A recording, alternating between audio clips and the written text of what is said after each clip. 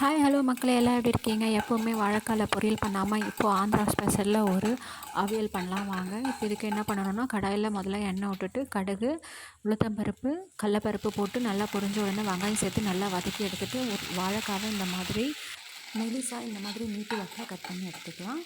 இப்போ இது வேகிறதுக்குள்ளே இதுக்கான மசாலா பார்க்கலாம் வாங்க. இதுக்கான மசாலா என்ன பார்த்திங்கன்னா, 4 காஞ்ச மிளகா, தேங்காய், அதுக்கப்புறம் பார்த்திங்கன்னா சீரகம். இதை நல்லா பொடி பண்ணி வச்சுக்கலாம்.